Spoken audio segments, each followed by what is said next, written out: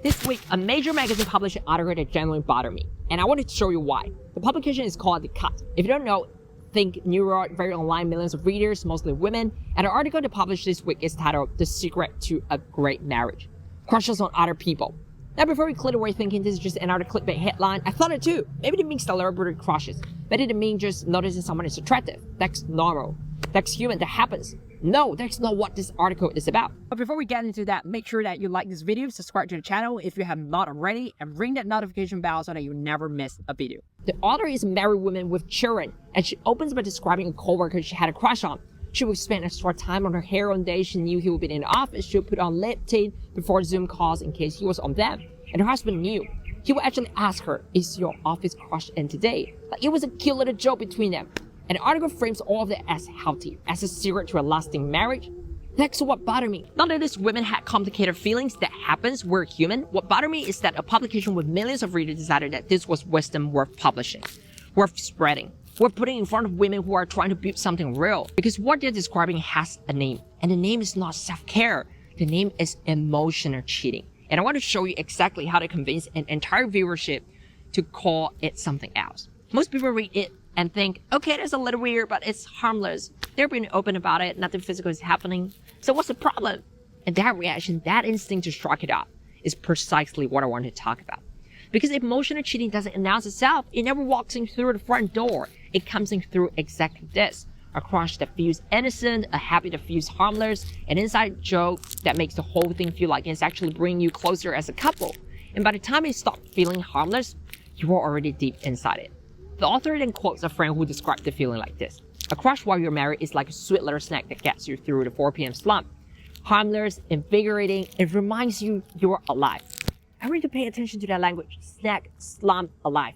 There is not accidental word choice. That language is specifically designed to make resistance feel appetite. Joyless, like you are the problem for even questioning it. It reframes the boundary as the enemy and the crush as the cure.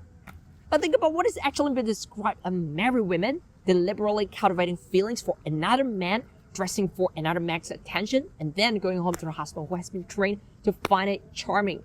That is not a snack. That is a slow drip of poison being sold as a vitamin.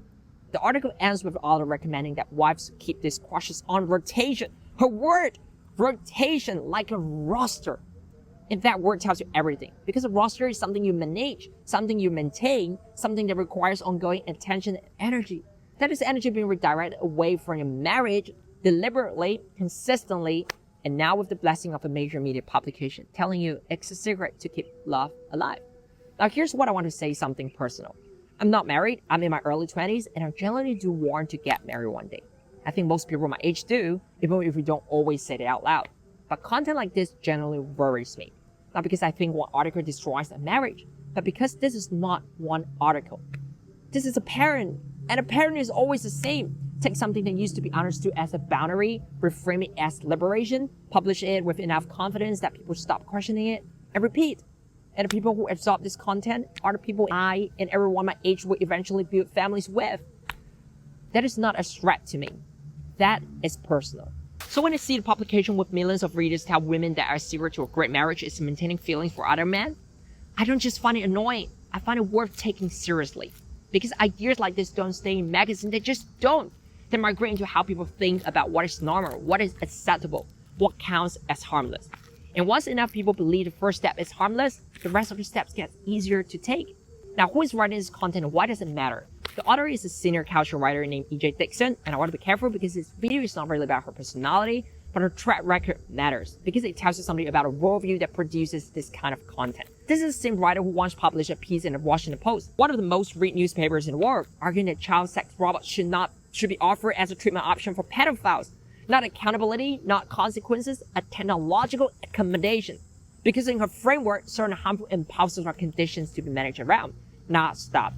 I bring it out not to shock you. I bring it out because it reviews something consistent. There is a worldview here in which boundaries are not fixed. There are obstacles that reasonable, modern people learn to work around. And when that exact logic gets applied to marriage, this is what you get. A magazine article telling women that protecting your feelings for your spouse is actually the thing holding your marriage back. This is not advice. This is normalization. And it is targeted specifically at an earlier stage. the stage that still feels innocent, because that is the only stage where most people can actually be convinced. Once you've named the crush, once you have made it an inside joke, once you have built a rotating roster, you have already let it in. You just didn't call it what it was. Emotional cheating is still cheating. The media just convinced an entire generation to call it self-care.